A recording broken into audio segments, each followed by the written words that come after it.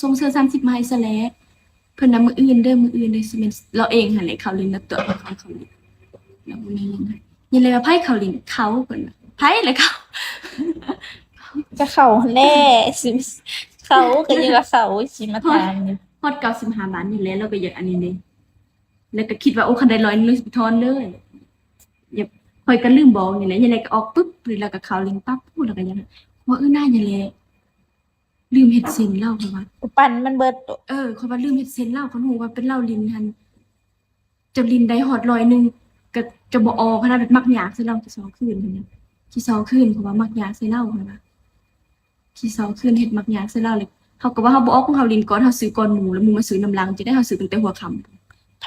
แต่ว่าเพิ่นลินได้เท่าไหร่แหละ100นึงถ้าอีลิ้นได้100นึงแล้วก็ไปทอนบัดนี้ให้ผู้เขียนไปทอนบ่นะแต่เพิ่นลินค่ะ95บาทยายแลลิ้น65สิเป็นผู้เขียนเขาประดินได้ฮอด95เห็นบ่คันเพิ่นคิดว่าได้100นึงเพิ่นสิไปทอนเพิ่นเลยโทรมาให้ยายแลออกเพิ่นย้านยายแลลิ้นเบิด ตอนสะแลลินหั่นตอนสะแลเขาเบิ่งหั่น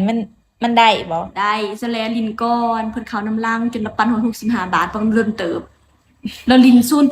0.4หั่นแหละมันลินจังได๋เลยมันจักได้95สะแลลินได้บ่ปูเข็มเป็นคนปั้นจังฮอด95แน่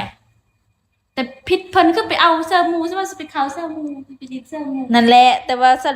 แลฮู้เลยบ่ว่ามันเงินขึ้นเลยบ่เคยลินบ่บ่ทำอิฐหั่นทำอิฐให้มันเด้งออกเงินบ่ทันขึ้นแล้วธรรมทานขอยอยู่พี่เด้งออกเข้าใหม่บัดนี้เขาว่าจะลองเข้าใหม่แล้วก็เข้าใหม่ก็ได้แต่ลินบ่ได้บัดนี้ลินบ่ได้เพิ่นว่าเซ็ตเงินขอยไปใส่เงินขอยคือเบิดไปจับจำนวนเงินแล้ว95บาท92 97บาทแฮะหักเพิ่นลินบ่ได้บัดนี้แฮะเขาว่ามันคือเงินบ่โดนเดียวเขาว่าคันแบบนี้นี่ข่อยว่าคันแบบนี้นี่เสื้อตัวนี้นี่มีคนลินสลับกับเจ้าข่อยว่าบางทีรหัสของเจ้าเขาถูกล้างออกคือบ่ข่อยหั่นเขาเติมให้คนใหม่แล้วคนใหม่เขาไปลินซ้ำกันกับเจ้าค่ะข่อยบ่คิดว่าเป็นผู้เพิ่นน่ะต้องบ่แค่นะไอ้แค่นี่ข่อยว่าแม่นบ่ว่าเราเซ็ตบ่ว่าข่อยเคยหั่นซ้ำกันกับเขาข่อยลืมรหัสที่ผู้เขาขายเสื้อหั่นนะเขาบ่มีของเขาไปเติมของเก่าแต่ว่าสุดแท้เพิ่นนั่นฮู้แล้วว่าเราเขาลินแต่ว่าเพิ่นบ่ทันเพิ่นบ่ได้ปั้นได้แต่ว่าเพิ่นบ่ได้ปั้นได้แต่ว่าเพิ่นปันฮอดแต่65บาทแต่ว่ามันเด้งออกผู้เขียนลินแล้วลินเป็นนี่แล้วลินเป็นลินเข้า1ฮอด95วันนี้เราคิดว่าสิได้ฮอด100แล้วสิไปถอนเราเลยโทรให้ยายแลออกโอ้ยเราก็ยังหายคนขี้โสอีหยังว่าค่อยว่ายายแลเราก็ส่งมาบินใหม่มาให้บ่บัดนี้บ่ค่อยว่าเพิ่นว่าออกได้บ่ยายแลก็ว่าเฮ็ดจังได๋ซั่น